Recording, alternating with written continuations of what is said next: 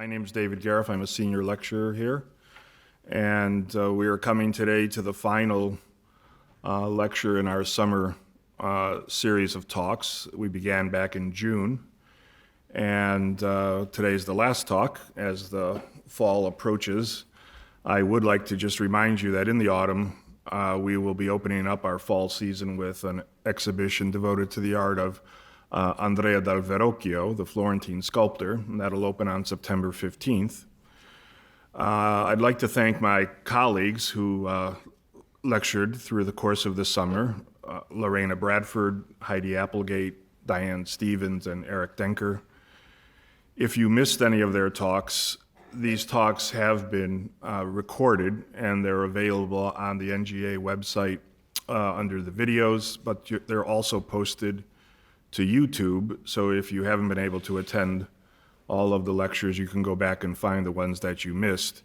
We devoted the summer series essentially to an investigation of the masterpieces that are found in the West Building, and so that's what the topics of the talks dealt with. I'm concluding the series today with a discussion of French art, 18th century French art, in the National Gallery's permanent collection.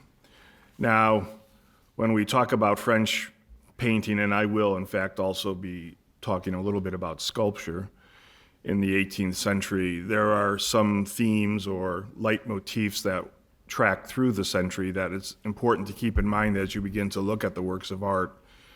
Certainly one of the major themes is this transition that takes place between the art of Louis XIV in France and Louis XV. So this shift from Louis XIV to Louis XV will be particularly important in terms of changes in taste.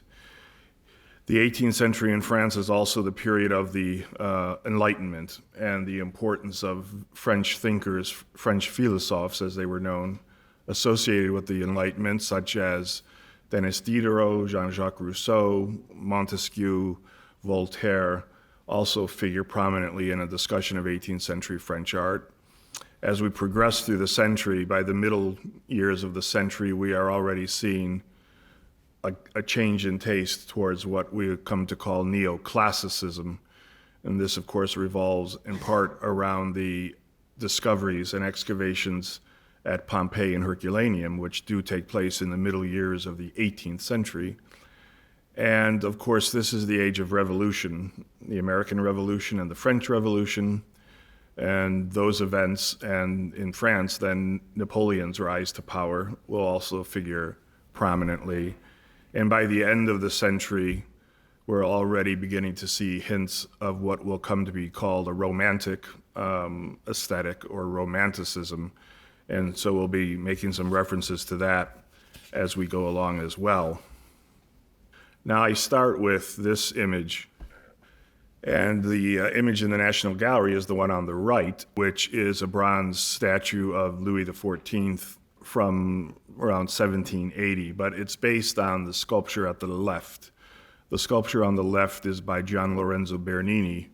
It is a bust of Louis XIV that's in marble. It dates to 1665. This is today in one of the grand apartments in the Palace of Versailles. The Bernini bust is what our bronze was based on. Our bronze is later. As I said, it dates to probably around 1780, certainly before 1793.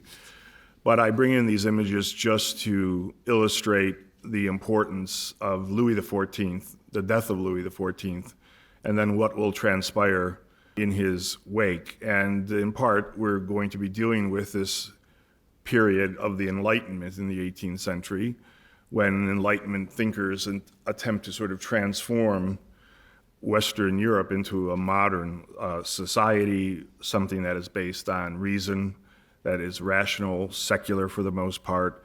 This affects law and government with the writings of Montesquieu. It affects comportment, social ideas with Rousseau and Voltaire.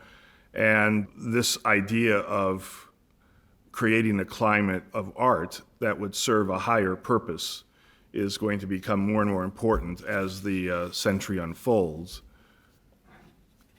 Here again, two images, very famous images, of, on the left, Louis XIV, from 1702, and Louis XV on the right from 1742. These are both by the painter Hyacinthe Rigaud. The one on the left is at the Louvre, and the one on the right is in a museum in Chantilly in France. Louis XIV reigns from 1643, which is the death of Louis XIII, all the way up until his death in 1715. It's a 72-year reign, and it is the longest reign of any sovereign in European history. He has a huge impact on art and aesthetics. All of the academies that we know about in France, the Academy of Painting, the Royal Academy of Painting and Sculpture, of Dance, of Music, of Theater, are all established by Louis. Louis was somebody who believed very strongly in centralized power, essentially power that was around him and his persona. He was the great Sun King. He was so brilliant you weren't supposed to look at him directly because you'd be blinded by his brilliance. He controlled society in all aspects, which is one of the reasons why he moved the court out of Paris to Versailles and had this incredible palace built and extended over time, in part because at Versailles he could keep tabs on everybody. The idea of keeping your friends close and your enemies even closer. Versailles did become the center of French culture under Louis XIV. Louis XV was different. Louis XV succeeds Louis XIV, who was his great-grandfather, and he actually comes to the throne at the age of 5. There's a regency period, but he reigns from 1715, the death of Louis XIV, until 1774, which is in fact the second longest reign of a monarch in French history. It's succeeded only by that reign of Louis XIV. So Louis XV's reign is 59 years in power. Following Louis XIV would be a tough act, and so in many ways Louis XV realized that he would have to go in a different direction. In part, he moves the court back to Paris. When he moves the court back to Paris, that means that architecture, interior design, all these things now that were shaped at Versailles are now different when you're moving into townhouses, apartments, et cetera, in Paris. And that will affect the change in taste. We have the rise of important women at the court of Louis XV, most of whom, or a good portion of whom, were his mistresses, most notably Madame de Pompadour. And these women become trendsetters and tastemakers. Their power now, with the sort of acquiescence of the king, now is shaping much of French culture in all realms. So that's going to be a shift as well. Architecture at Versailles under Louis XIV stressed Louis XIV and stressed his power, his magnificence, and it is essentially a 17th century architectural style that can be called, for the most part, Baroque. And the Baroque had certain laws and principles, whether it was in France or in Italy or elsewhere. But when you look at some of the interiors of Versailles, you can sense what we're talking about. This is the great Salon de Guerre, or the Salon of War at Versailles, a collaborative effort between Jules Mansart, who was the architect, Charles Lebrun, the painter, and Antoine Coissevaux, the sculptor. This room dates to about 1715, and it has this gigantic relief of Louis in one of his great conquests against the Dutch in this victorious campaign. But when you look at the room itself, it is powerful, it's heavy, it's ornate, it meets at right angles, it has lots of classical elements in terms of an entablature, classical vocabulary, volutes and scrolls, etc. All of this is tying and related to the statement that Louis is trying to make, which is the statement of his authority and of his power. These interiors were meant to impress, if not intimidate, visitors, so that when foreign dignitaries would come to meet with Louis XIV, they usually had to proceed along certain routes through the Palace of Versailles to get to Louis, and on the way they were supposed to duly be impressed, if not intimidated, by the architecture and all of the glory and power that was symbolically arrayed in the palace. Now, this is a different kind of interior, and this would be Louis XV style, not Louis XIV style. And this is one of those so-called hotel or townhouses. This is the Hotel des Soubise outside of Paris, 1737 to 1740. It was designed by the architect Delamere.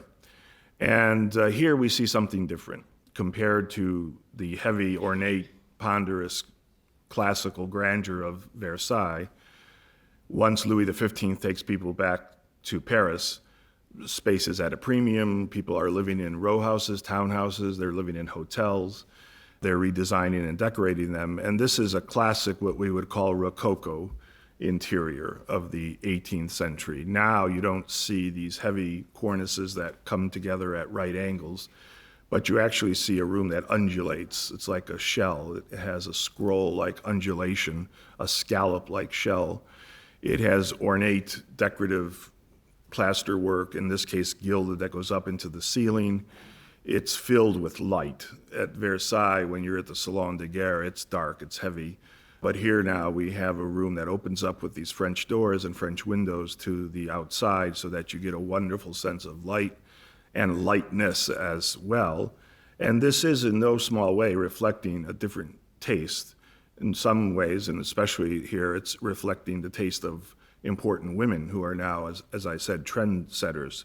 This interior, the architect that designed the Hotel des Soubise was Delamere, but the interior decoration was by Germain Boffrand. And he becomes one of the most popular Rococo designers or interior decorators, shall we say.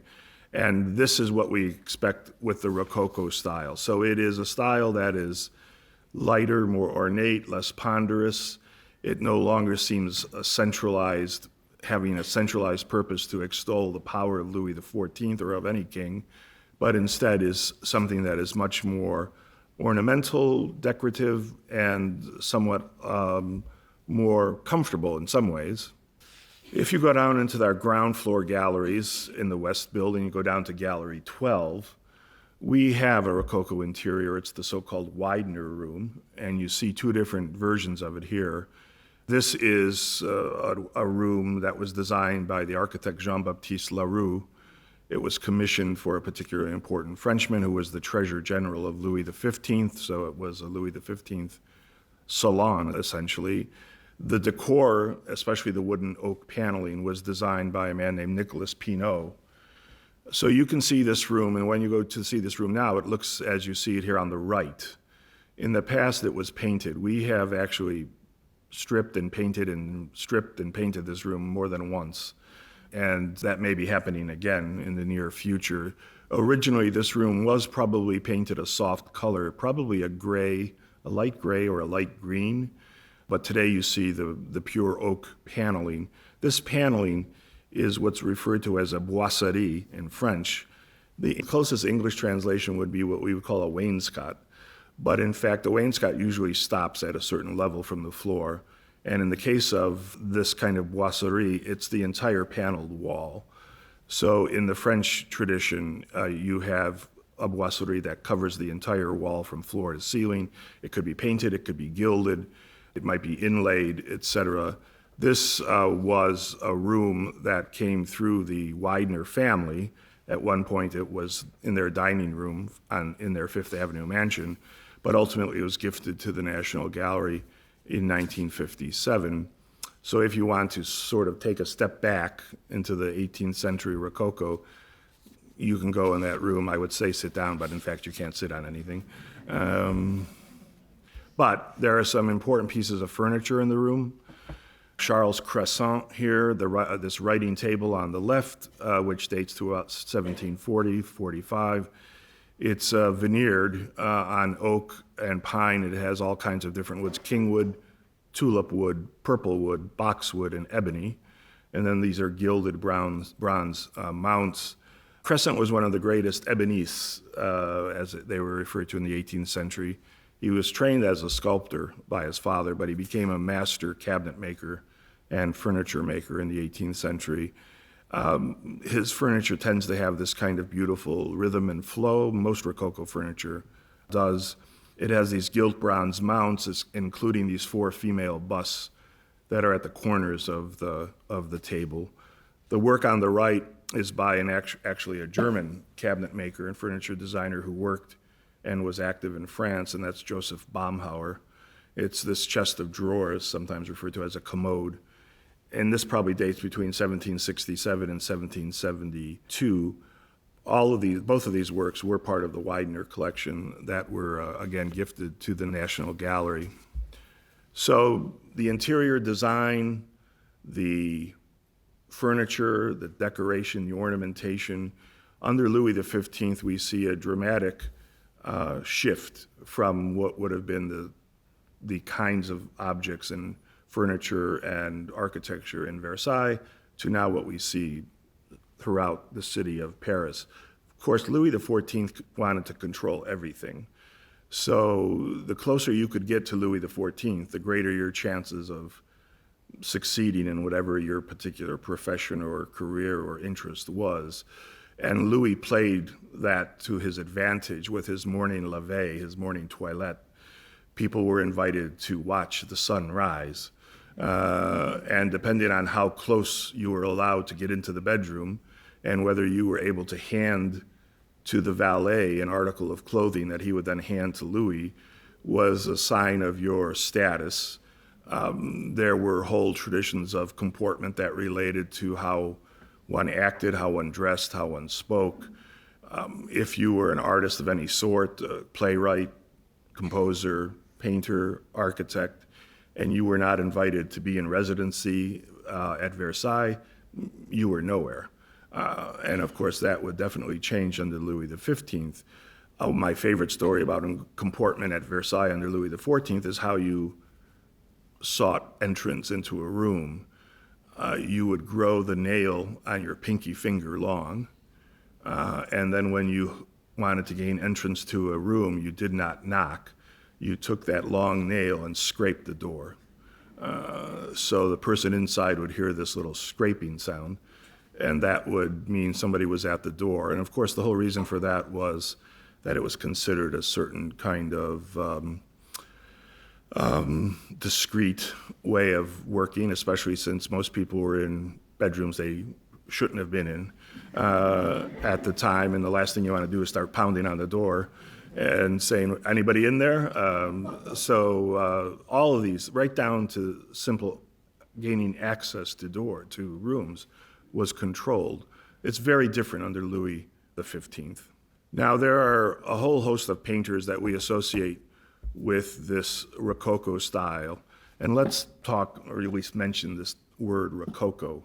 Probably comes from the word rocaille, which is this decorative kind of ornamentation that we see in some of these interiors. The Rococo is normally a term that refers to French painting, European painting in general, probably in the first half of the 18th century. Once we get to the second half of the 18th century, the Rococo style is beginning to lose its power, its potency, its originality as the neoclassical style begins to become more prevalent. And the neoclassical style is what will be promulgated and promoted by the philosophes, because eventually philosophes like Diderot and others come to regard the Rococo as simply so vapid and lacking in any kind of seriousness that they are almost demanding that there be a change in aesthetic and a change in style. So Rococo is the dominant term in the first part of the 18th century. As we get into the second part, we would be talking about neoclassicism. One of the greatest painters of the Rococo is Watteau, Antoine Watteau. And here you're looking at two of his paintings. One is in our collection, the one on the left, The Italian Comedians, which dates to about 1720, and a very famous painting on the right that's in the Louvre in Paris. Perrault, it was formerly titled Gilles, Gilles, but now it's referred to as Perrault, from right around the same time, 1718, 19. Watteau is one of the great painters of the 18th century anywhere.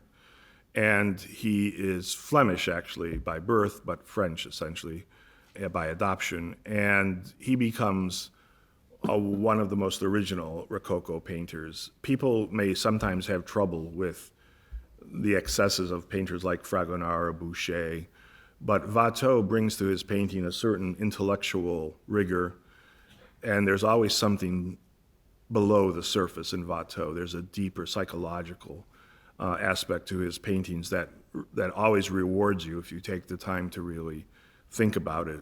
The Italian Comedians presents 15 figures, and they're arranged on these steps, and they're dressed in costumes of the Commedia dell'arte.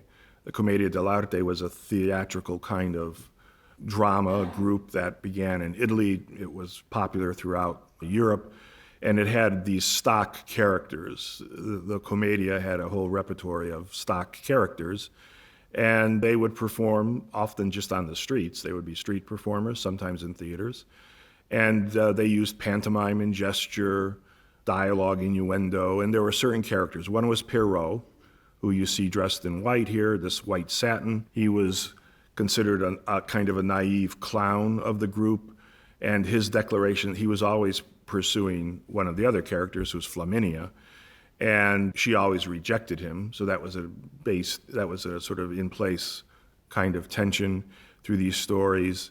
There was another character, Scaramouche, who was dressed in yellow and black that you see there, whose sweeping arm gesture sort of presents Pierrot to the audience. Another character was Mezzotin. He's on the left. This was he was a clown who always flirted with another character. His name was Sylvia, and she was kind of known as the ingenue. There was Harlequin, that maybe is the character you're most familiar with. He's shown in the blackface on the left and wearing this red and green diamond cut costume. So that diamond leotard, that diamond pattern, is traditionally the pattern of the dress of Harlequin. And he's a kind of adventurer, he's a jester, a jokester. He's constantly causing trouble. He's sort of a troublemaker, and that's his sort of persona. You see this garland of flowers that's been strewn onto the steps, perhaps suggesting that these actors have just finished a performance and they're taking their bow. There's a kind of tension here between illusion and reality. These characters, who are characters in a theatrical troupe, the Commedia, and yet there's a deeper kind of psychological implication, especially with this character of Pierrot, who stands front and center, somewhat isolated, and that's reflected as well in the great painting at the Louvre on the right. It's pretty evident that Watteau identified with this particular character in the Commedia dell'arte. It was a kind of personal id, to use the term, and that it reflected to him, or it embodied for him, this idea that as an artist, as a painter, he was like an actor or a theatrical performer, and that we all have to please the public. We're at the whims and at the mercy of a patronage, the public. We're constantly trying to curry favor. We're somewhat marginalized in society. We're on the kind of fringes of society.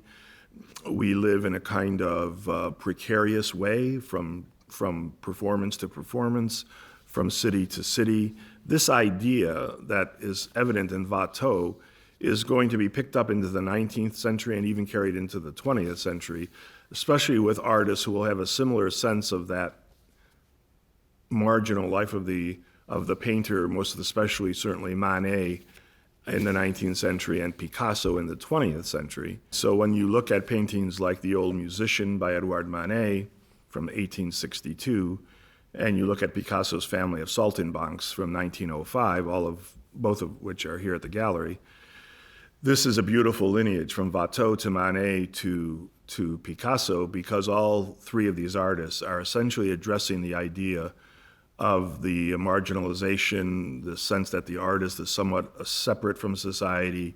He's not totally accepted. In the case of Picasso, his alter ego becomes Harlequin.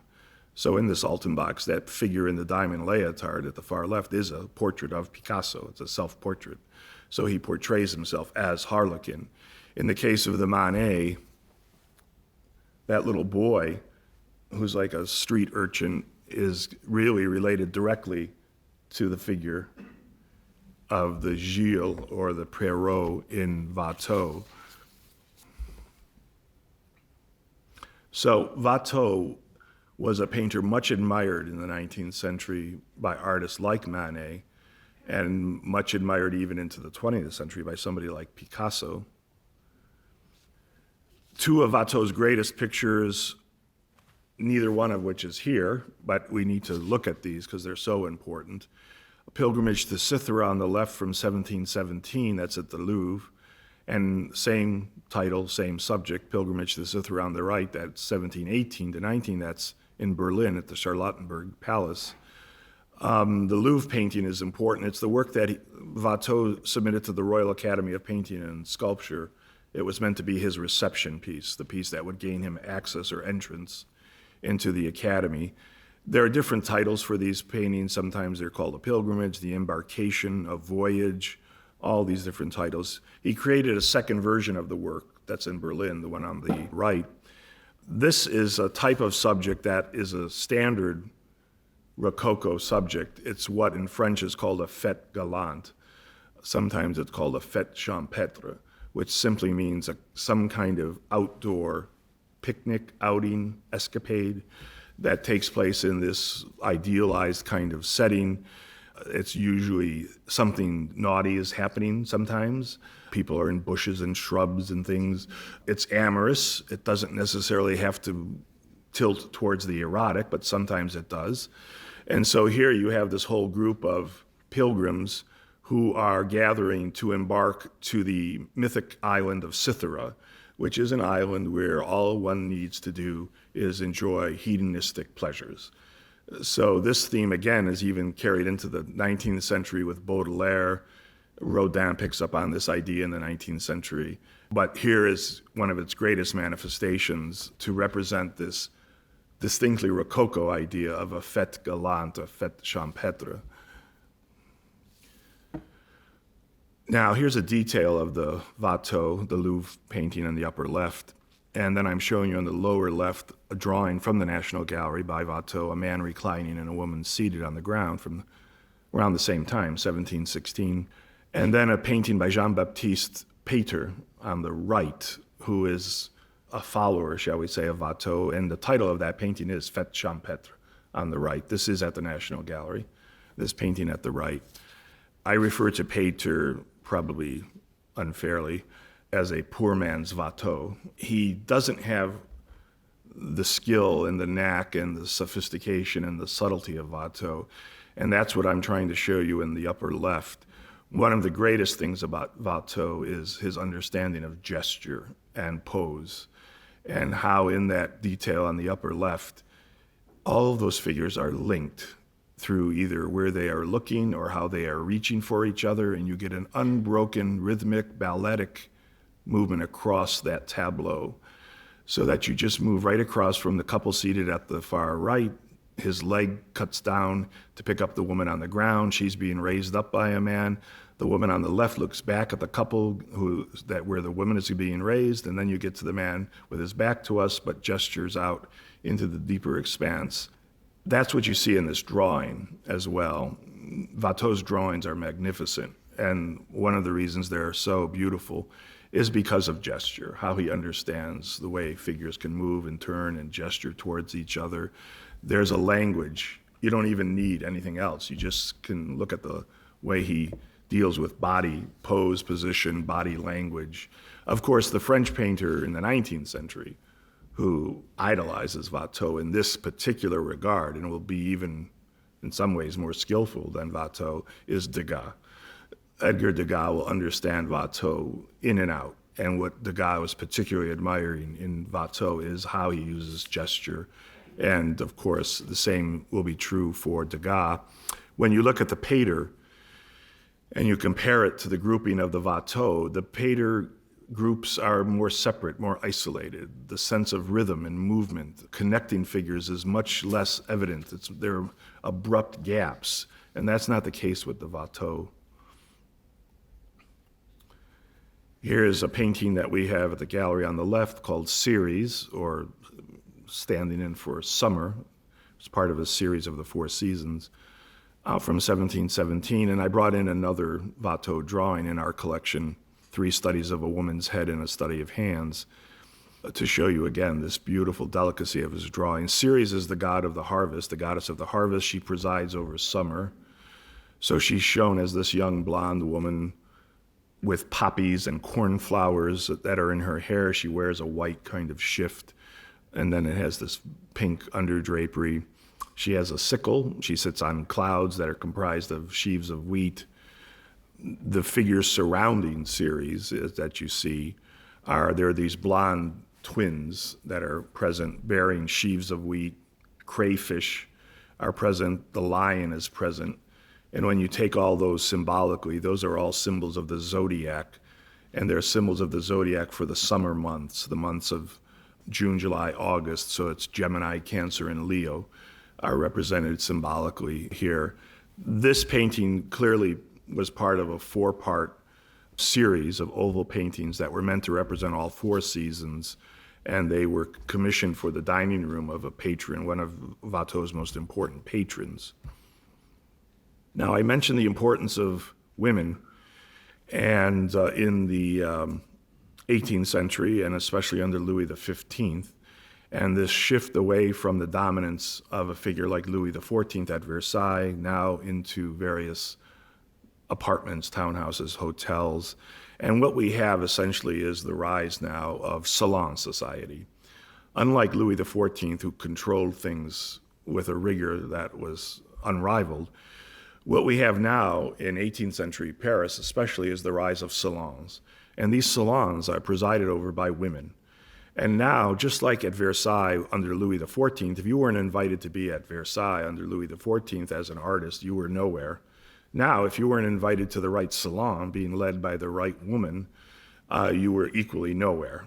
So now everybody was seeking to cultivate the relationships of these various important salon women, and no one was more important than this woman, and that's Madame de Pompadour. Neither of these paintings is in the gallery, but they're 2 of the most famous images, and then we'll talk a little bit more about some of the paintings in our collection. This is Madame de Pompadour on the left from 1759. That's at the Wallace Collection in London. And probably the most famous portrait of Madame de Pompadour on the right from 1756. That's in Munich at the Alto Pinakothek. These are both by Francois Boucher. Boucher was Madame de Pompadour's favorite artist, and we have a number of important Bouchers that I'll be showing you in a second. Madame de Pompadour became the royal mistress of Louis XV in 1745, and in that position she was particularly important as a political advisor and minister. Essentially, she was a minister, like a cabinet member, you might say, to Louis XV. So he did seek out her opinions on various and sundry important issues of state. She was painted by all of the leading French painters, Nattier, Boucher, Quentin de la Tour, Carl van Loo. So her portraits are everywhere. And her commissioning these portraits, of course, was something that was a politically important act because it tended to publicize and strengthen her position in the public sphere. So it sort of reinforced her status as the most important of the royal mistresses. Boucher's portrait on the right, the one that's in Munich, is a full-length version. It's one of the most spectacular paintings by Boucher of Madame de Pompadour. And here we see, once again, even a different figure type in the Rococo. When we compare the Rococo to the Baroque, the 18th century to the 17th century, an artist like Watteau to Rubens, for example, what you see in the 17th century were these very robust, Herculean, idealized, classically inspired figures, even for the women. And now we have in the 18th century Rococo a smaller kind of prototype or model. The women are smaller, they're small-shouldered, small-breasted, their proportions are different, they're more delicate. It's a complete shift in taste, even in terms of anatomy and portrayal of the body. Here are 2 paintings we have. Madame Bergeret on the left, which we're not sure of the date here, possibly 1766. And the painting of Madame du Barry on the right from 1782. This is a painting that comes to us through the Corcoran collection, and it's by Elizabeth Vigée-Lebrun, one of the most important painters at this time at the court. So Madame Bergeret on the left is a beautiful picture. It relates strongly to the Madame de Pompadour portraits, and of course every woman wanted to be seen as if she were Madame de Pompadour. So the same kind of elegance and status and delicacy is rendered here, although there's probably a play, a pun here that's going on, because even though that dress looks incredibly elaborate and ornate and certainly not off the rack, shall we say, there are elements of it that relate to her being a kind of a shepherdess or a country girl.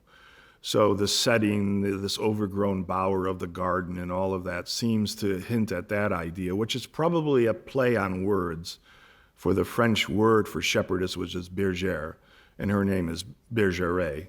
And so there's probably a relationship there through the reference to the shepherdess. Her pose relates to many portraits by Boucher of Madame de Pompadour, so he's translating that from his portraits of Madame de Pompadour to Madame Bergeret. The painting by Vigie Lebrun on the right is a very important painting. She's a foremost portraitist in Europe at this time. She paints throughout the end of the 18th century into the first decades of the 19th century. She's basically self-taught. Once again, women did not have access to the kinds of instruction that men had, so she was basically self-taught. She did study with some minor painters, but she was probably taught most by her father. And this is the way many women artists had careers. They had to have a family relative, a father, an uncle who was an artist who would be willing to give them instruction. Her father was a great pastel artist, beautiful example of pastels. Politics played a very important role in the career of Vigie Lebrun. She was a painter to Marie Antoinette. So Marie Antoinette patronized Vigie Lebrun from starting in 1779. She was elected a member of the Royal Academy of Painting and Sculpture, and that was based on Madame de Pompadour's recommendation. So she had a good letter of reference. Her ties to the royal family ultimately would put her in danger during the period of the Revolution. Anybody who had been associated with the monarchy was now in trouble, and she ended up fleeing to France in 1789. Now, Madame du Barry, her subject here on the right, she was the last of the chief mistresses of Louis XV. Chief mistress was an official title, so that is an official title. There were mistresses, then there's the chief mistress, and she's the last of the chief mistresses, which in fact was a semi-official position that came with an apartment. So if you were the chief mistress, you got an apartment. Of course, that was important for various rendezvous. Her relationship, though, with Marie Antoinette was contentious. Vigie Lebrun, as the painter, was supported by Marie Antoinette, but her portrait of Madame du Barry and the career of Madame du Barry, her relationship with Marie Antoinette was rather contentious. And Madame du Barry will fall victim during the Reign of Terror, during the French Revolution. First, Marie Antoinette had her exiled. She convinced Louis XVI to exile Madame du Barry into an abbey run by nuns, and then there was a charge brought up that she had been sheltering émigrés who had fled the revolution. She was then put on trial in 1792 by the Revolutionary Tribunal of Paris. She was accused of treason, and she was condemned to death, and she was guillotined on December 8, 1793. On a less serious note, two of Boucher's great paintings here, one of which we have and one is at the Met. The one on the left is the Love Letter from 1750. It's an oil on canvas. Almost all these are oil on canvas. On the right is the painting that went with our painting. These were meant to be pendants. So the Met has the other version, or not the version, but the other painting called The Interrupted Sleep on the right from 1750, same year. So we have the Love Letter. The Met has The Interrupted Sleep. They were meant to be shown together. They were probably over-door pictures. What we mean by over-door is simply that. They would have been placed over the door, and that might explain the perspective when it looks like we're looking up from a lower vantage point when we look at these paintings. Each of these paintings is signed and dated by Boucher. They were exhibited as a pair at the Salon of 1753. They're described in that catalog. So we know they were meant to be seen together. They were executed for one of the chateaus that belonged to Madame de Pompadour. And so they have that connection. But more than that, these are very typical. I mentioned Watteau, and Watteau, for me at least, stands somewhat apart from Boucher or Fragonard in that in Watteau, I always find, and I think is more present, some seriousness and some deeper psychological resonance. And there are things in Watteau, again, the way he connects people. And the subject matter is less frivolous, shall we say. Not always, but often.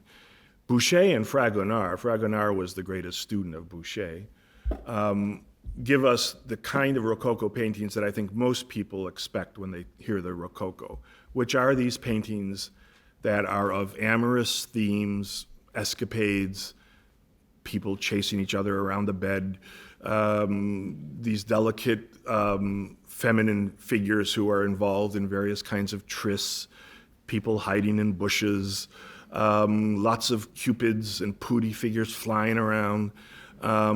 This emphasis on these pastel pinks and greens and blues, not a heavy Baroque palette like Rubens, who uses these really heavy primary colors, but pastel shades. Paintings that are slightly naughty, not overly offensive, but people would pick up on the implication of the paintings. And that's what we have classically here, especially in the love letter. So in the love letter, we have these two shepherdesses. Of course, everybody is a shepherd. You're out in the fields with your sheep, but nobody's watching the sheep, and because they're interested in other things. So then the sheep are getting into trouble. It's horrible. And here we have one shepherdess who's talking to another, and while she talks, you can debate the meaning here that she's tying a ribbon around an envelope that encloses a letter that is going to be sent to probably one of her lovers by way of carrier pigeon. So there's a pigeon there in the picture. And in fact, this is often the way missives were sent at this time. Carrier pigeons were actually used for this. So maybe she's tying it up to send it out. Maybe she just received it. And in any case, what it probably is dealing with, even though we can't read any text, is some kind of rendezvous or tryst. Meet me behind a tree, this kind of thing. And even the sheep are kind of interested, some of them. And there are these wonderful flowers. But the real tip-off in this picture is the fact that one of the shepherdesses has bare feet and these pink toes that come right out of the painting in the front near the flowers, right? That's a trope. That's a motif that anybody would have recognized in 18th century Paris, and that's an erotic trope. That once you got your shoes off, it's a slippery slope, and that's what is, of course, going on here. Now, I mention this, and I should add a kind of caveat, and that is to say, because of this subject matter and the excesses at times of this Rococo subject matter in the hands of a French artist like Boucher or Fragonard, sometimes we dismiss these painters. We just say, I don't even want to look at these guys. That's not good. That's unfair, because from a technical point of view, in terms of their skill, their talents as painters, these are among the really great painters in Western art history. Boucher, Fragonard, they could paint. And the reason, for example, Renoir would look closely at Boucher and at Fragonard or others, because they recognize that, okay, if we make an allowance for the subject matter, nonetheless, these guys can paint. And so that's something we should always keep in mind, their gifts and talents as painters. Here's Boucher's The Bath of Venus from 1751 here at the National Gallery, and then Drouet's great painting, The Family Portrait that we have from 1756. There is a relationship in the Rococo, in the throes of the Enlightenment, between a kind of rational and sensual understanding of art. But what you see is, again, Boucher is very successful in communicating the charm and the sensuality of the subject on the left. And you see a very different kind of body type, once again, compared to Baroque 17th century. He's a master of color. He has a really beautiful touch in terms of brushstroke. He's able to create almost these porcelain surfaces when he needs to. This accent on these pinks and blues, but not on really the sort of deeper tones, but more on pastel tones. There's a visual richness to the picture. In other words, just looking at the picture and following the lines, the curves, the counter curves is very satisfying. It's a subject that is mythical, this sort of bath or toilet of Venus, which was a very common subject. She's tending here to Cupid. Her son is present. These other little pooty figures on the right, these beautiful lightly rendered trees and this beautiful use of light are all present. Of course, the doves down below. So there's always a sort of added element of intrigue. The Drouet painting is different. First of all, it's much larger if you've seen it in the galleries. And it's a life-size, essentially, informal family portrait. And he dates it right on that gift box that's down on the bottom of the painting. He dates it April 1st, 1756. And the reason he dates it on that gift box, and that gift box is so prominently positioned in the painting, so you can't miss it. It's especially the way we hang the painting. The gift box is almost at eye level. That date is important because it's playing with calendrical significance. The medieval calendar, before we came to the Gregorian calendar, April 1st marked the beginning of spring. So that's the implication here. It was only later with the Gregorian calendar that January 1st, by the way, was New Year's Day. So what often happened with April 1st was that it was a day, because it was thought of as the first day of spring, it was also a day of gift giving. So people gave gifts to each other. And that's what's going on here. Of course, that tradition lingers today in a somewhat strange way, and that's, of course, April Fool's Day. Today we play tricks, we give gag gifts or something, but that actually goes back to this calendrical shift in the calendar. So what are the gifts involved here? Well, the husband is leaning over. First of all, this is in the boudoir, so the woman has this shawl over her shoulders to prevent the powder from getting on her garments. The husband is in his dressing gown. He leans forward, and in his hand he has a sonnet or a poem. So his gift to his wife is this poem. The young girl brings in a gift of flowers to her mother. And then the wife and the mother, the wife looks to the husband but gestures to the child to say to him, "This is my gift to you, this child that we have had." So there is this beautiful triangular kind of idea here of gift giving. We don't have any specific information about who these sitters might be, but it is a very intimate view into a boudoir, and it has all of the mastery of Drouet's teacher, who was Boucher. So he has really mastered these beautiful textural differences, contrasting tones, sumptuous colors, etc. Drouet became very quickly a favorite of Louis XV's last mistress, who we just talked about before her untimely death, Madame du Barry. Madame du Barry became one of the major patrons of Drouet. Here's Fragonard's Diana and Endymion on the left from 1753, and Fragonard's Young Girl Reading on the right from 1769. So among the greatest students of Boucher are Drouet, we just looked at Drouet, and Fragonard. Fragonard is probably the more famous.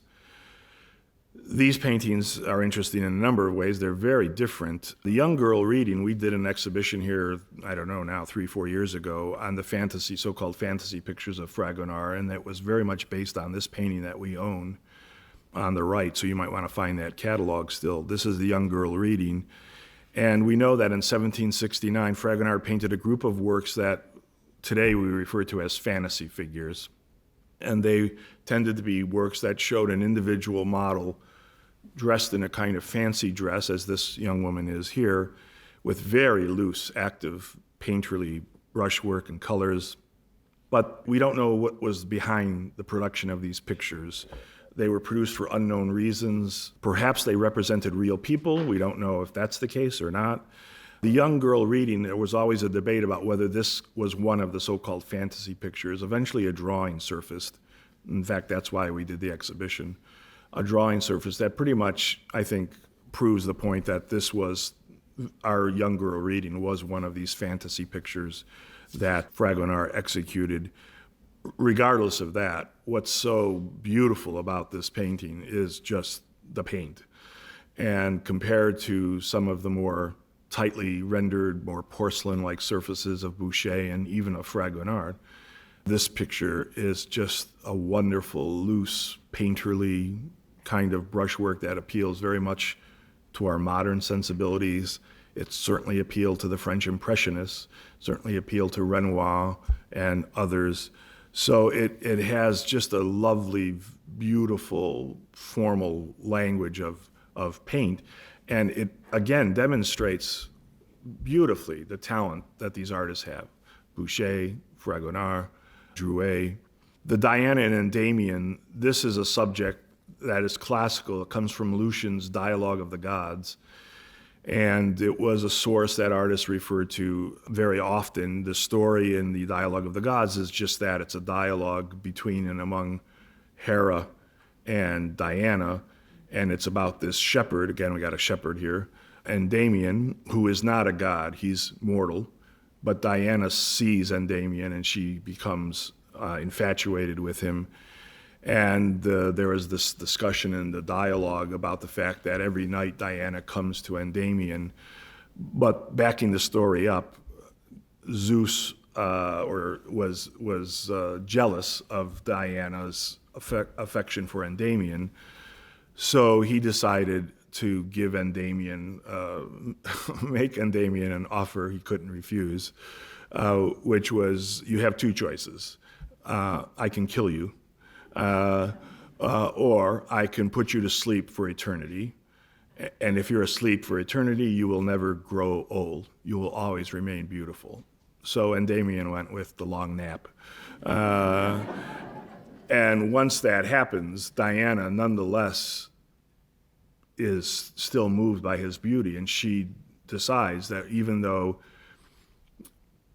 we're not going to go very far with this relationship, I'm going to come to him every night as the moon. I'm Diana, I'm the goddess of the hunt, but I'm also the goddess of the moon, and come to him at night and bestow a kiss upon him. So that's what's going on here. Diana's coming, Cupid is there, and Endymion is sound asleep. He's a shepherd, he's dropped his staff, the sheep are kind of just looking around. But that's the story here. This was probably, again, an over-door picture, an over-door decoration. And it probably was part of a set that dealt with the different times of the day. This one would have been sort of evening, and the other one that would have probably depicted aurora and the dawn. So again, it would have been part of a set. Fragonard's The Swing here at the National Gallery on the left from 1775 to 80. Blind Man's Bluff on the right. These paintings, of course, go together from 1775-80. Believe it or not, Fragonard did study initially with Chardin, who's, of course, very different, and we'll talk about him. But then he switched from Chardin to Boucher, and then he adopts Boucher's freer, looser kind of technique, but all this kind of fluid brushwork. And then he becomes particularly enamored of these sort of amorous themes. In the case of The Swing, this is, again, it would qualify as a kind of fête champêtre or a fête galante. You get all dressed up and then you go outside and you have a picnic or you have various games, Blind Man's Bluff, etc. But the most famous version of The Swing by Fragonard is not the one that we have here on the left. It's the one that's in the Wallace collection on the right, which predates our picture from 1767 to 68. That's arguably one of Fragonard's most famous pictures. The way that painting came about was that, in fact, and we have this written in an artist's journal, there was a history painter named Doyen who was commissioned by an unnamed so-called gentleman of the court, his name was not identified, to paint his mistress on a swing pushed by a bishop with the man who was the lover of the woman hiding in the bushes, admiring up under her skirts as she would get sort of pushed on the swing. Now, Doyen had just had a major success at the salons with a history painting, and the last thing he needed was to take a step back from history painting, which was considered among the highest realms of subject matter, history, religion, and mythology. So he passed on this commission, but he suggested that Fragonard might be the guy to paint it. And Fragonard was just doing the opposite at this time. He was deciding, I don't want to be a history painter. I want to paint these smaller, more amorous kinds of subjects. So the commission came to Fragonard. He made some changes in the original request. The older man was no longer a bishop when Fragonard painted the picture. He adds a barking dog. And then he adds this sculpture that you see on the left, which is a sculpture by Falconet that I'm going to show you in a second, referred to as the menacing Cupid. That term, and I'll mention it when we come to Falconet, it's not really a menacing figure. It's a figure that's imploring us to be quiet. In other words, it has its finger up to its lips, as if to tell us to be silent, because, of course, you don't want to give away what's happening. So it's a naughty kind of little figure because, of course, the man pushing the woman, she's being viewed by the man in the bushes. So here you have it. This kind of subject matter eventually starts to wear thin, especially some of the philosophes, and most especially eventually on Diderot. But we'll come to Diderot in a second. And here is Falconet. I just made reference to the menacing Cupid that's embedded in the picture by Fragonard. This is our Venus of the Doves by Falconet. So I am going to mention a couple of sculptures throughout the course of the lecture. And it's an undated work, but certainly to the middle years of the 18th century. Falconet is one of the most important sculptors of the period. He, too, was directly patronized by Madame de Pompadour. He was highly regarded by Diderot. Diderot had a great affection and admiration for Falconet. In keeping with the Rococo sort of trends in sculpture, once again, this is a small, intimate sculpture. It could fit on a little pedestal. It could fit on a table next to a sofa. It's not a gigantic Bernini over life size where figures are writhing and twisting and trying to struggle like the rape of Persephone or Apollo and Daphne. Things have changed. This is a stable, self-contained, triangular composition. It has sort of balance and stability. So it's a whole different aesthetic in terms of sculpture. It is marble, it's carved. Falconet, as I said, received the patronage of Madame de Pompadour. In 1760, however, Diderot solicited and asked Falconet if he would contribute an essay or an article on sculpture to Diderot's encyclopedia, which I'm going to talk about in a second. And Falconet was flattered, of course, and he did write this essay. And that began a friendship between Diderot and Falconet. In the Salon of 1765, which Diderot reviewed and then wrote about, he wrote a lengthy portrait of Falconet. In part, it says, quote, "Here is a man who is endowed with genius and who has all kinds of qualities compatible and incompatible with genius, for he has plenty of finesse, taste, wit, tact, sweetness, and grace, for he is boorish and polite, affable and abrupt, tender and hard." That was a compliment, but he was trying to show this kind of dichotomy. Geniuses often have this kind of dichotomous personality. Here's a detail of our sculpture. It is beautifully carved. Falconet is fascinating because, in fact, he almost moves through three different periods. He creates large-scale monuments early in his career that are really more related to the Baroque, comes into a Rococo aesthetic, and in some ways even predates or sort of presages a romantic sensibility later. Here is that menacing Cupid. So the one on the left is what we have today, and that came to us through the Corcoran collection, but that is after Falconet. Falconet did it as a marble, but we have today this bronze version of it that came to us through the Corcoran collection. The actual marble that you're looking at on the right is today at the Louvre in Paris, so that's the one. This title of menacing, the menacing Cupid, is inaccurate because the figure isn't really trying to be, and in fact that probably wasn't even the original title. but it's misleading because really, as I said, what is happening here is this figure is related more to trying to implore us to be silent, to be quiet, to be discreet, and not any kind of menace.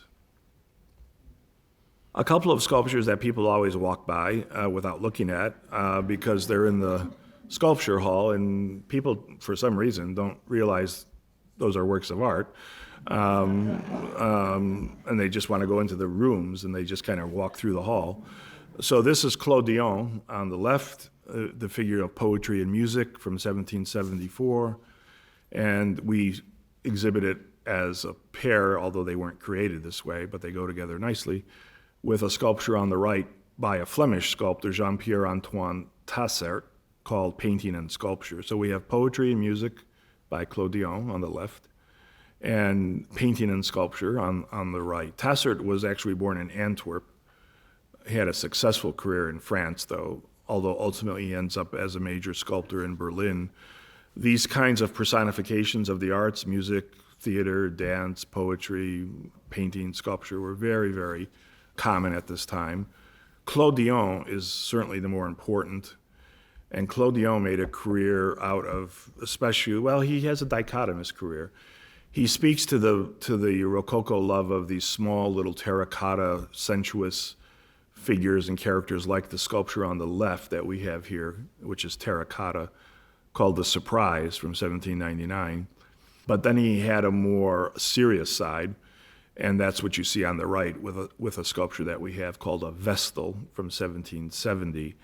He could partake of the Rococo playfulness and sensuality and eroticism, but he also wanted to be seen as a more serious sculpture. There was an ancient draped figure in the Uffizi in Florence called the Vestal that Claude Dion had seen when he was in Italy, and that inspired him to begin to create these sculptures of Vestal virgins. He made several statuettes of these priestesses of the Roman hearth, goddess Vesta, and she's pouring out oil here to keep this eternal flame, the sacred fire, constantly lit. So Falconet, Tassert, Claude Dion, very important in terms of 18th century French sculpture.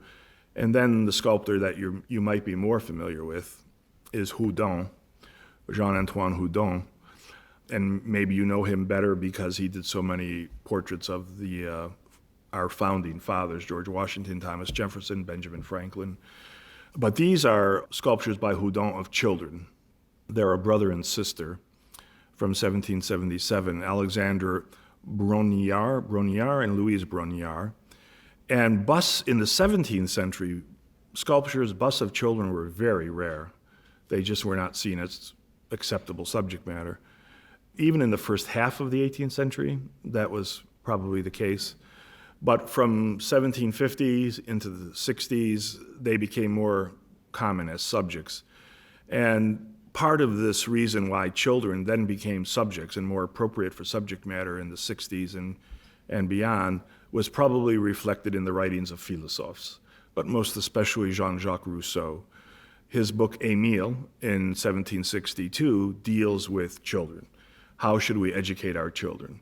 The philosophers are not systematic philosophers. I mean, they're not like Kant or somebody. What they are, I had one professor who called them, I always remember this, social ameliorators. They attempt to make society better by instructing us and giving us ideas based on reason and truth about how we should live, about trying to debunk myth. And this included often ideas about religion, which is why many of them got into trouble, to try to shape society so that it would be a better place. And this meant you had to deal with children, because as we always say, children are the future. So the philosophers, Rousseau specifically, became very concerned with how one should educate children and the role that children should play in society. What is the responsibility that parents have to children and to raising children? So these two children were actually the children of a very famous architect who had designed the stock exchange in Paris. And Houdon has this remarkable ability to get right into the sort of psychology without sentiment. He's not a sentimentalist. He doesn't make them into saccharine little figures. They contrast with each other. Alexander is dressed, Louise is nude. The boy seems a little more mischievous, a little livelier. The girl is a little more poised. Her hair is up in a bun. The way he even changes the way he drills and incisors the eyes, so that there's a different sense of vitality in the various eyeballs. The boy's irises are just kind of incised, whereas the young girls are almost deeply hollowed out, so there's a different sense of vitality.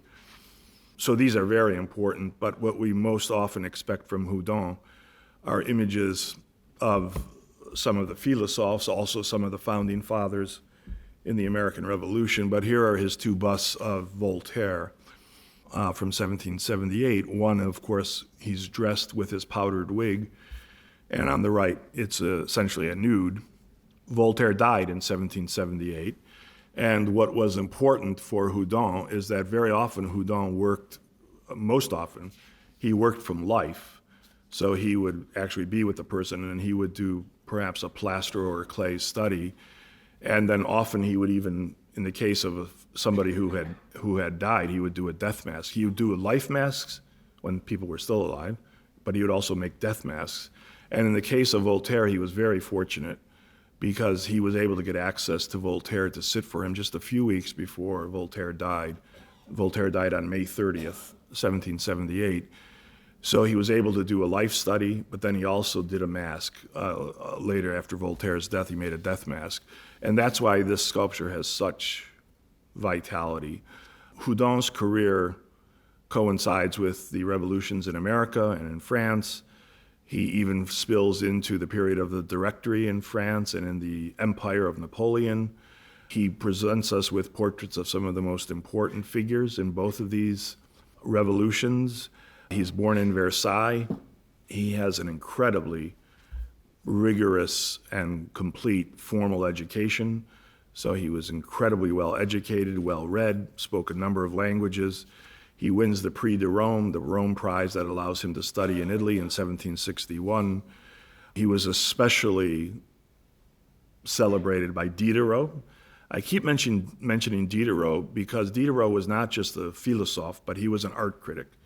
And he was very much interested in writing about the arts, and we're going to come to him now in a second. One of Houdon's most famous busts is a bust of Diderot from 1771, and that in some ways launched his career as a portraitist. From there, he would do Jefferson, Franklin, Washington, and others.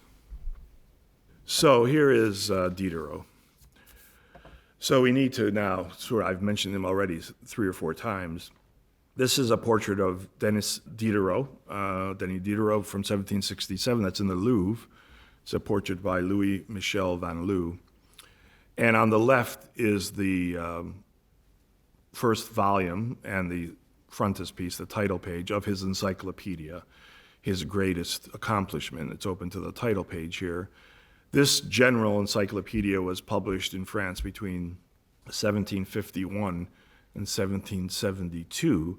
It had later supplements, revisions, translations.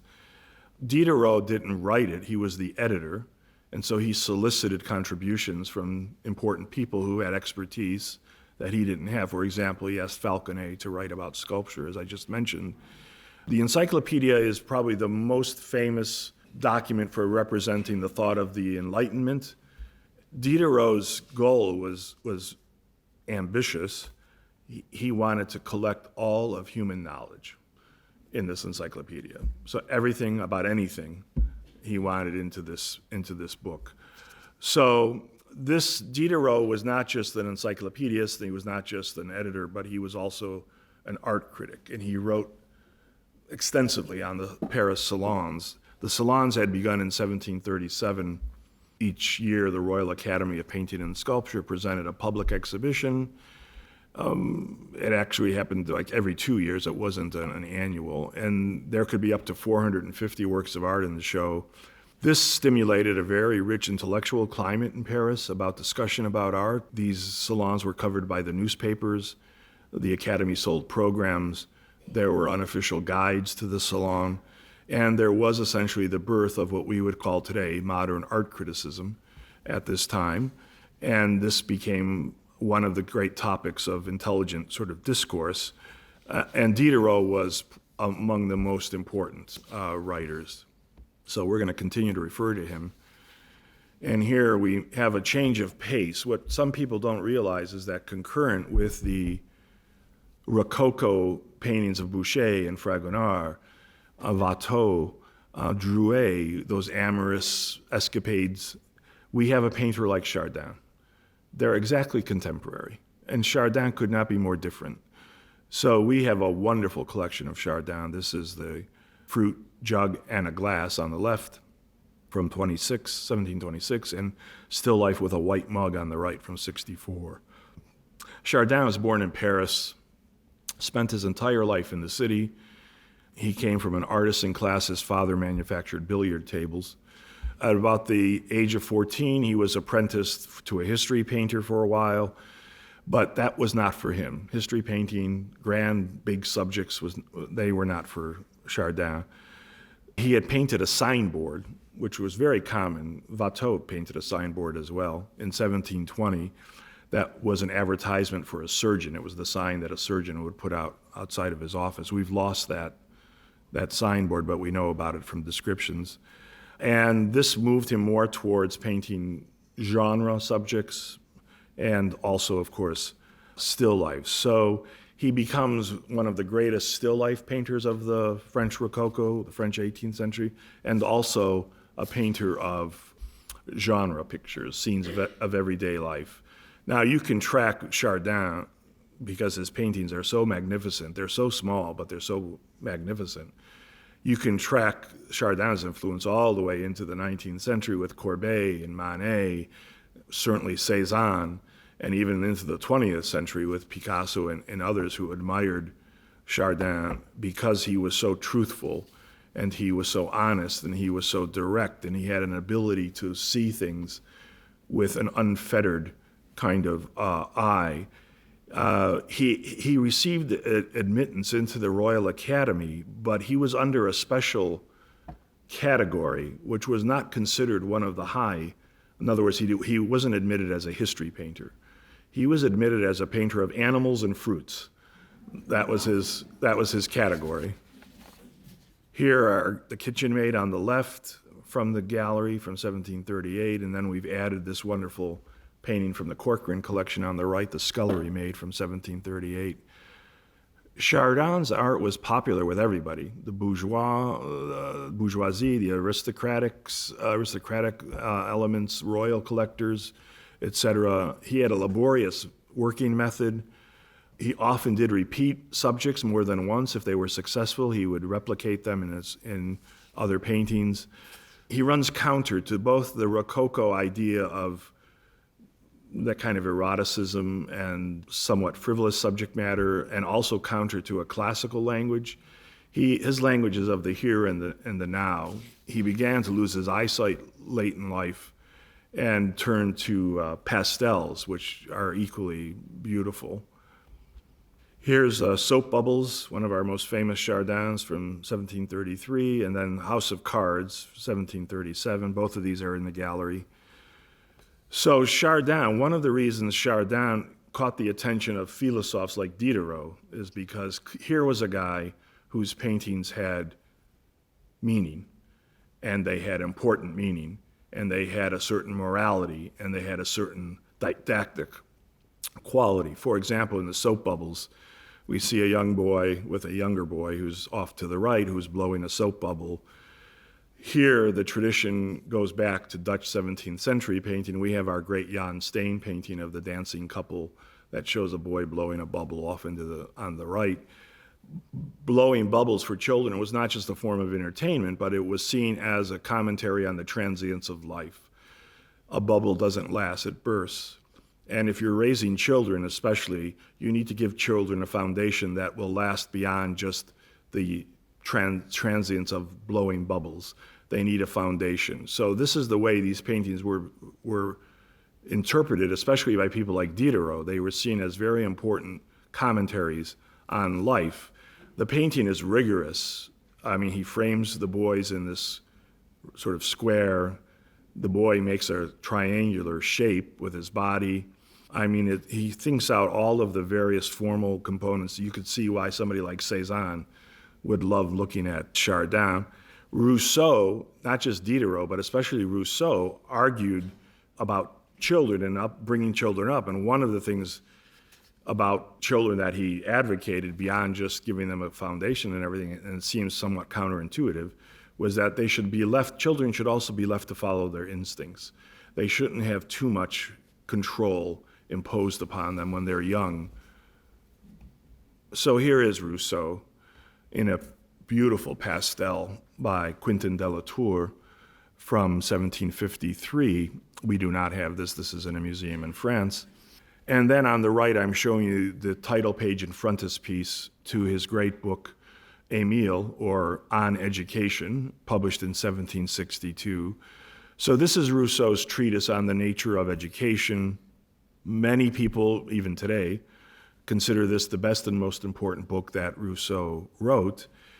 He got into trouble with certain attitudes that he expressed about the church. There was a section of the book, a chapter called Profession of Faith of the Savoyard Vicar, and it's not complimentary to religion.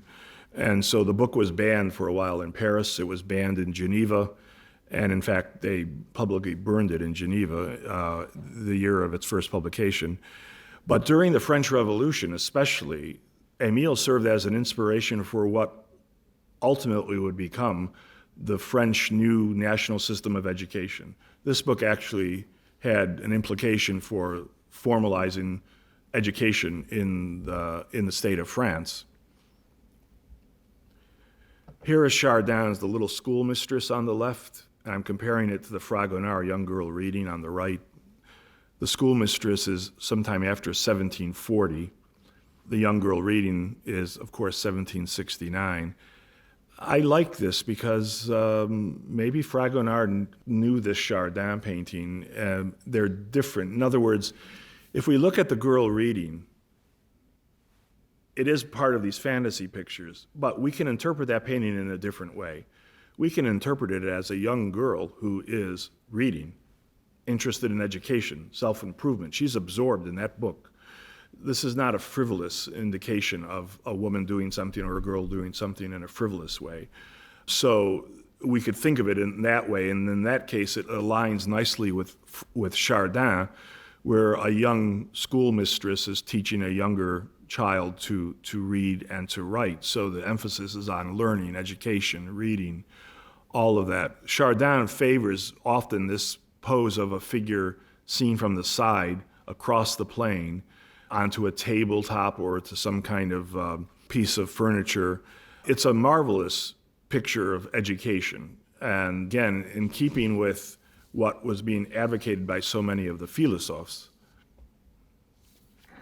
Now we get to the middle years of the century, and remember, because sometimes it's not recalled, that Herculaneum is discovered in 1738 down in southern Italy, not far from Naples. Herculaneum was rediscovered by workmen who were digging for foundations for a summer palace for the King of Naples. And then not long after that, Pompeii was discovered and excavated in 1748. And here you see the map on the right that shows you the relative positions of Naples, Vesuvius, Herculaneum, and Pompeii. We did a huge Pompeii show here several years ago. So now people were getting firsthand information about the classical world. Places like the House of the Faun here in Pompeii, there's a 2nd century BC residence, and the Villa of the Mysteries. We had actual fresco paintings on the right from Pompeii. And this fuels a number of different ideas, changes in attitude in the 18th century, one of which is this fascination now with ruins and certain painters who will become known for painting ruins and looking at the classical world as a world that has come and gone. And that shows up here with Hubert Robert. We did a big Robert show here also a few years ago. This is the oval fountain in the gardens of the Villa d'Este on the left from 1760. And our painting that we have here from 1775, the Ponte Solario. Robert was so associated with pictures of classical ruins and classical locations that he came to be known as Robert of the Ruins. That was his kind of nickname. He was also important in redesigning gardens. He redesigned Louis XVI's gardens at Versailles. But in the 18th century, Rome had certainly fallen onto hard times. Around the Colosseum was a cow pasture. People were grazing cows. It continued to attract young tourists, but most especially people who were on the Grand Tour. Young noblemen, especially from Great Britain, who were to now have their education by traveling to all the great capitals of Europe, going to Paris, going to Florence, going to Rome, etc., to learn about the past. These travels, then these young travelers wanted to have some memory of their travels. Today we would buy a postcard. But they would have paintings. So artists like Panini and Robert made a living out of painting the various landmarks and ruins of Rome, as we have here with the Ponte Salario. We'll come back to Panini in a second.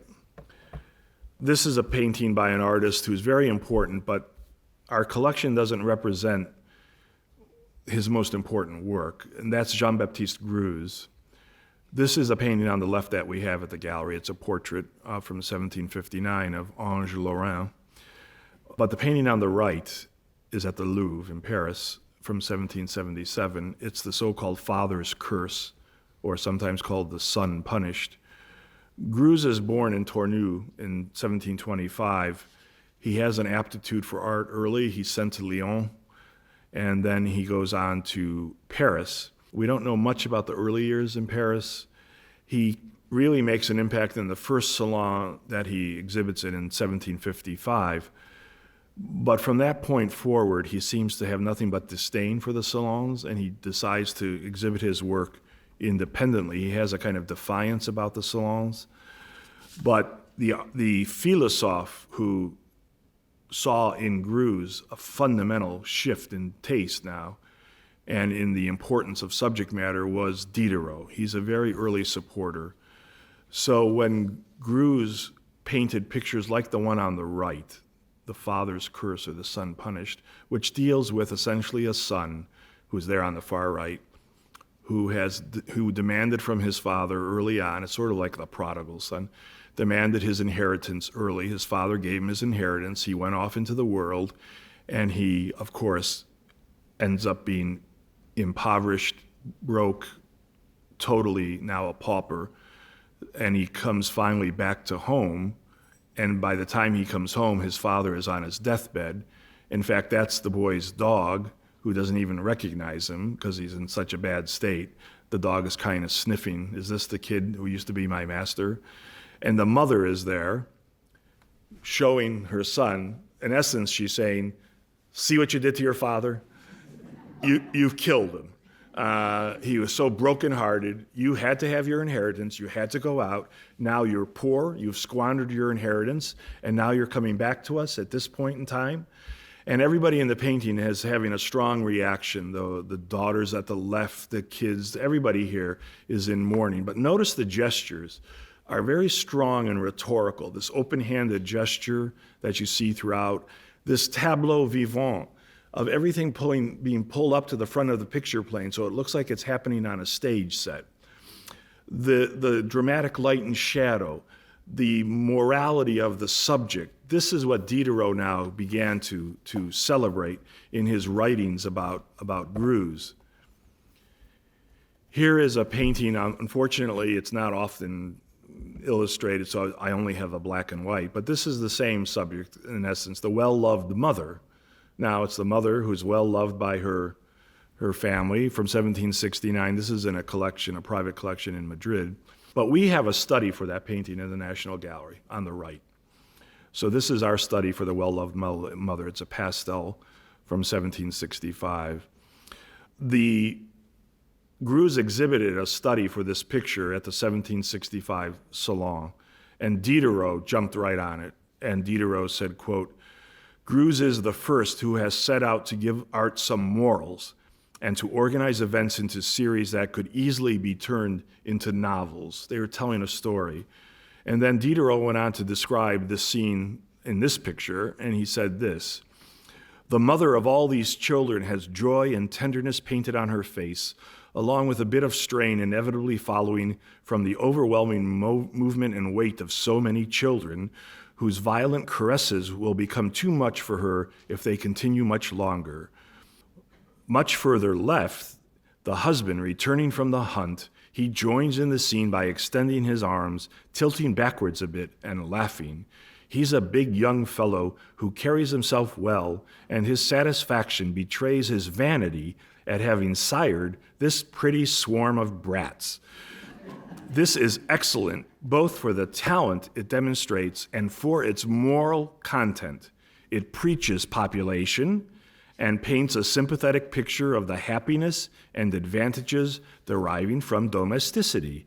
It announces to any man with soul and feelings, maintain your family comfortably, make children with your wife, as many as you can, but only with her, and you can be sure of a happy home. Now that's a philosophe, that's Diderot reviewing this picture, and that's what he wants the public to take away.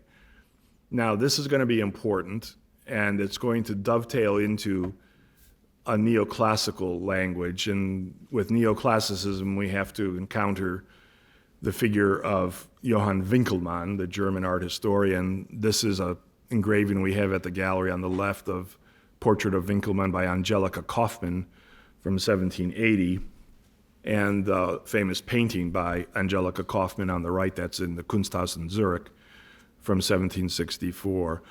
Winckelmann, if we set Vasari aside for the moment, Winckelmann is considered in many ways the first art historian because he was truly systematic in the way he approached the history of art.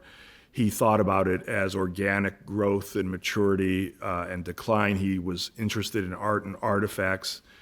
And in 1764, he publishes The History of Art in Antiquity, a major work, dovetailing with the excavations of Pompeii and Herculaneum.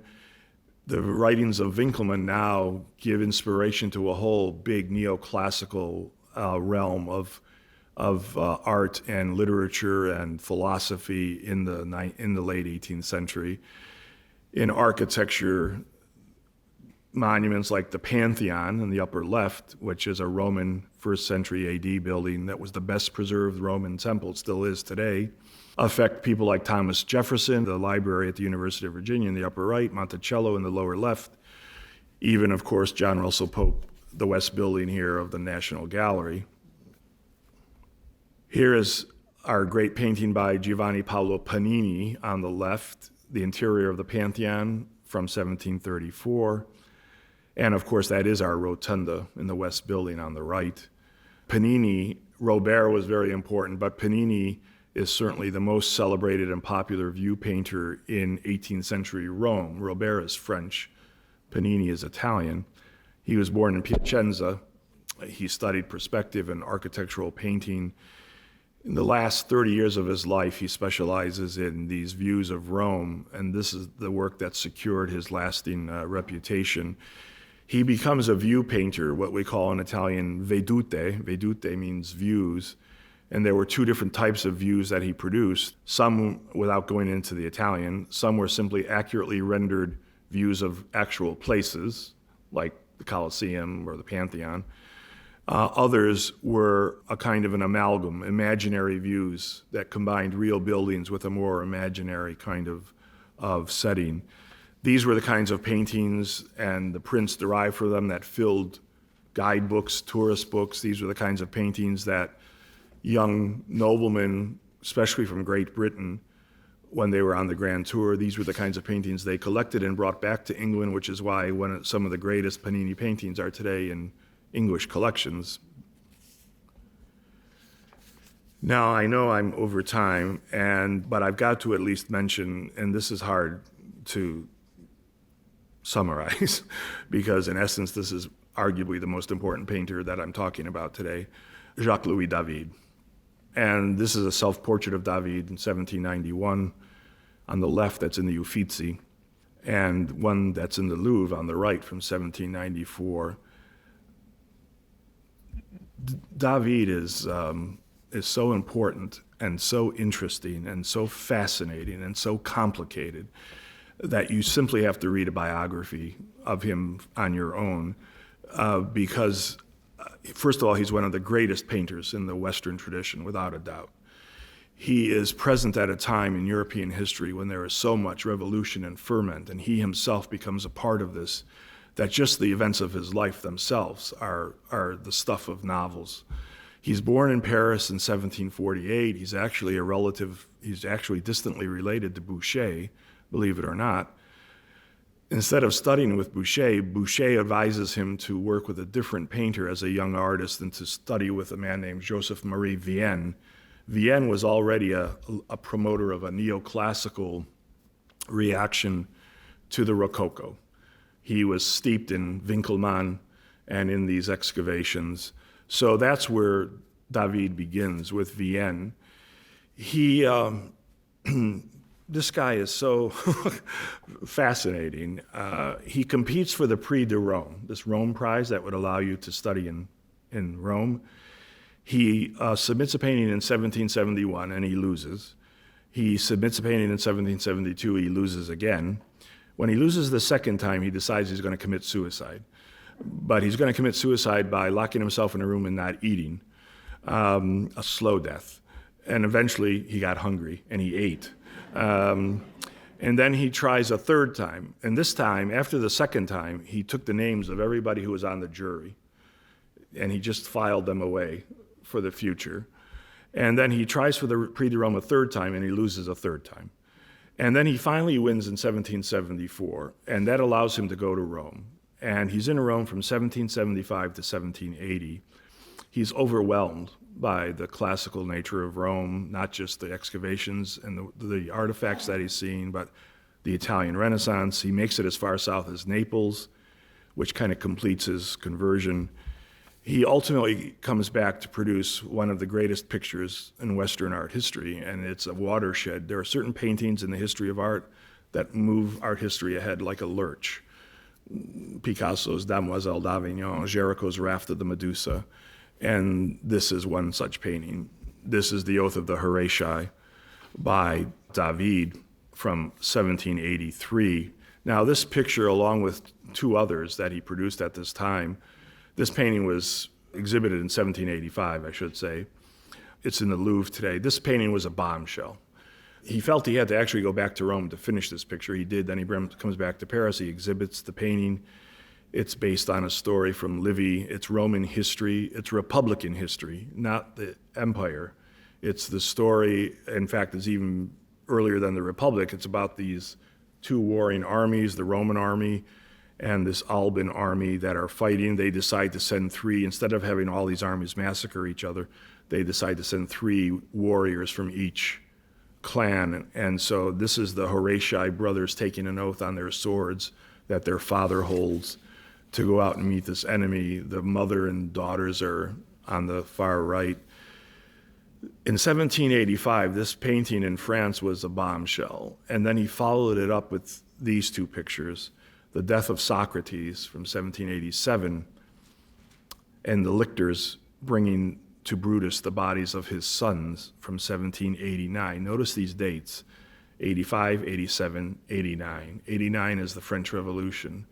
David's paintings, these three as a triumvirate of paintings, rocked French society because they seemed to all emphasize the idea of sacrifice, of individual freedom and liberty, of death to tyrants.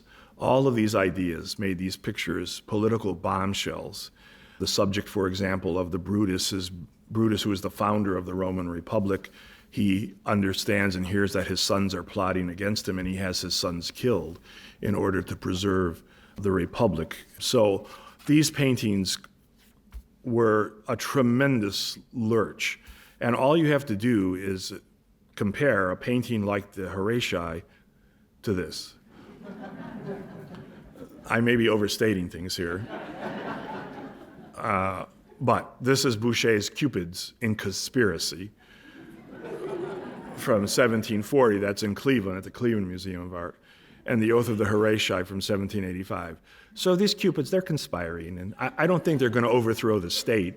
I I don't think they're real threats. And this is what Diderot was implying. I mean, literally, Diderot was saying, if I see another puto, I'm going to throw up. And we have to have painting now that speaks to a higher cause. Now, in our collection, what we lack, and I'm not trying to, we have a great collection, but what we lack is a great neoclassical David. We do not have that in the sense of one of these pictures here. We come close with his style. This is the Circle of David on the left, portrait of a young woman in white from 1798. And I'm comparing the dress and manner here to David's portrait of Madame Récamier on the right, which is at the Louvre, an unfinished painting. Juliette Récamier was the wife of a Parisian banker. What you see in both cases is the effect of the excavations of Pompeii and Herculaneum on fashion. We now had an entire antique style of furniture and of dress. The painting on the right is interesting. It's unfinished. David held it back and wouldn't release it to Madame Récamier. She got irritated with how long it was taking him, and she ended up hiring one of his students to paint her portrait instead. So David kept this painting in his studio for his entire life. We have an interesting sculpture here on the left called A Lady from 1810. It's a terracotta by Joseph Chinard. And this is Chinard's Juliette Récamier, the same lady we just looked at on the right. That's in a museum in Lyon. Chinard was intimately involved with Napoleon. He became one of the great portraitists during the Napoleonic period.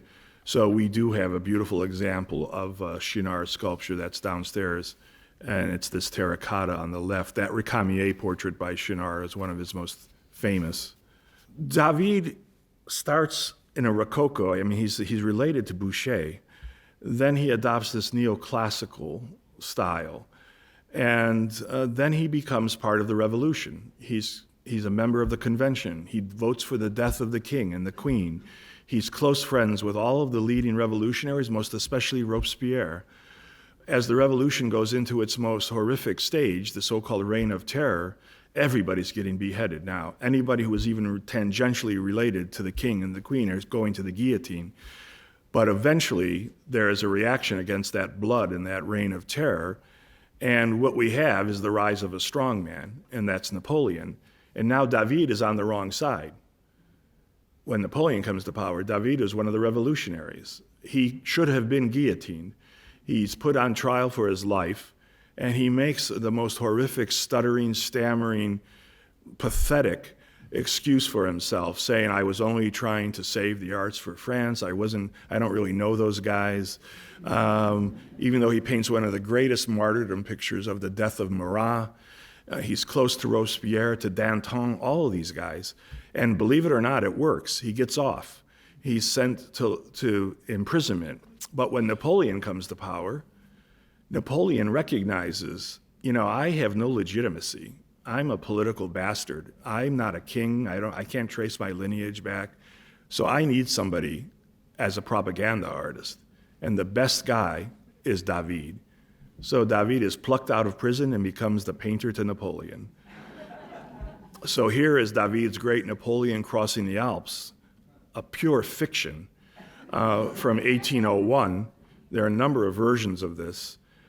Now, Napoleon is literally dictating to David, okay, I want you to show me on a horse, a big stallion, it's rearing back, I'm going through the Alps, I'm pointing the way to the future, my troops are coming up behind me, and on the ground there are references to me, to Hannibal, to Charlemagne, in the stone that you see in the lower left, the inscriptions.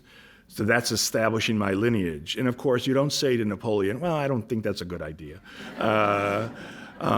And we all know, everybody knew how Napoleon crossed the Alps here on the left. This is a painting by Paul Delaroche. Napoleon crossing the Alps from 1850. That's in Liverpool today. You don't go through these passes with these narrow paths where you could plummet to your death on a horse, which is not very sure-footed. You go on a mule, and the mule is led by a guy who knows the way through the pass, and you just hang on and let the guy take you through the pass. That's what you see. That's the truth of the painting on the left. Napoleon says, look, I want you to show me on this horse, etc., and that's exactly what David does. And then later, and this is where we come in terms of our collection, this is David's portrait of his wife, Madame David, on the left from 1813. Once Napoleon consolidates power, he's first consul, first he's part of a triumvirate, then he's first consul, and then in the case of some people, it looks like he might be a great fighter for liberty. Beethoven is very disillusioned initially. He thinks he's going to be a great fighter for freedom, but then he crowns himself king, emperor, I should say. And then things change. And now David has to give that sort of myth its legitimacy. And that's what the Emperor Napoleon in his study from 1812 is all about. It was actually commissioned by a Brit who was a great Francophile. But the painting is, again, pure propaganda. He shows Napoleon in his military uniform of the Imperial Guard, the Grenadiers of the Imperial Guard. His hair is disheveled, his leggings are wrinkled, his cuffs are unbuttoned. Why? Well, if you look at the clock, it's 4 a.m. This guy's been up all night. Why is he up all night? Because he's writing the Code Napoleon, which is the basis of French law, which is on the chair, and you can see the word code. He's taken off his sword. He's no longer a warrior. Now he's a statesman. He's been up all night because you see the clock, but you also see that the candle has burned down. You don't need a candle if it's 4 in the afternoon. So it's pure propaganda to now show the shift in Napoleon from that figure of the warrior now to the figure of the great statesman. And indeed, French law is based in part on the Code Napoleon. Now, the last thing I want to say, and I'm gone way over, and I'm sorry, but it's always the case with me. The followers of David, and now I'm getting out of the 18th century anyway, into the 19th century. This is Fragonard's Diana and Endymion that we already looked at, that we have here at the National Gallery. But David produced some of the most important painters out of his studio. And in fact, they had a name for most of them because they were all bearded, and they were referred to as the barbus, as the bearded ones. And a host of important painters come out of the studio of David. Most importantly, Jean-Auguste Dominique Ingres. But equally important in many ways is the painter who painted this picture on the right, and that's Girodet, Anne-Louise Girodet. This is his Sleep of Endymion from 1791. And now you can see what's happening. And what's happening is that the neoclassical canon of David is being altered by his students. The painting on the right certainly refers to classicism in the torso of Endymion, but the mood, the feeling, the sense of this now, where is Diana? Well, Diana now is just the moonbeam. And what's that Cupid doing? He's pulling back the bushes to allow the moonbeam to strike Endymion. It's a painting that is already now a pre-romantic sort of painting in many ways.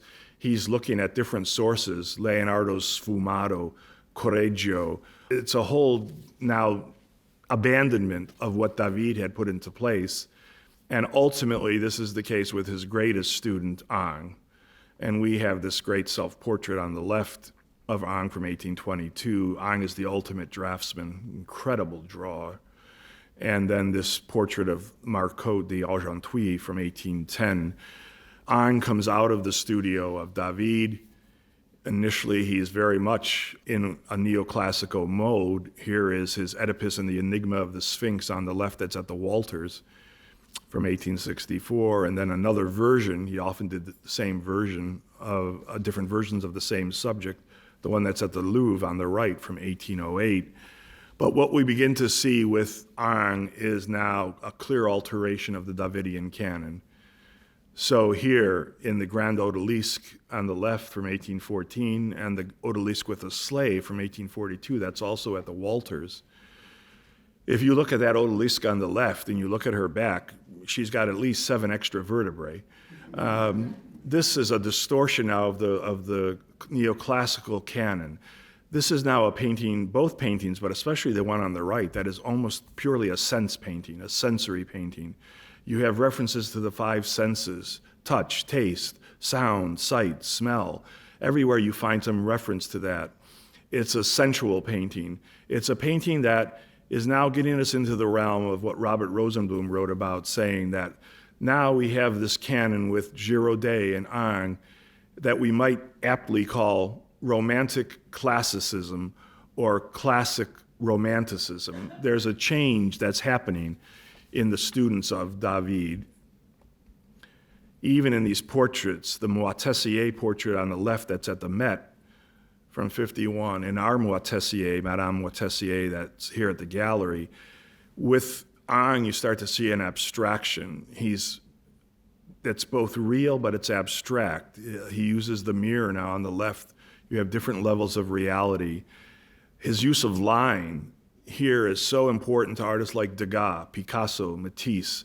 They all come back and look at the work of Ingres in that regard. And this is taking us finally, you'll all be happy to know, beyond the 18th century. This is Ingres' self-portrait at the age of 24 on the left from 1804. And this is Delacroix, his self-portrait, 1837. We now are moving beyond the classicism and the neoclassicism of the 18th century into romanticism. Ingres himself is a portal. And Delacroix is interesting because Delacroix is seen as the arch romantic, but Delacroix himself thought of himself as a classicist. So we have this ultimate change of the canon, and that takes us into 19th century romanticism with these two painters who lived long into the 19th century. Ingres dies in 1867. He actually outlives Delacroix. Delacroix dies in 1863, but that's the 19th century collection, which we may bring to you on another day. Thanks very much.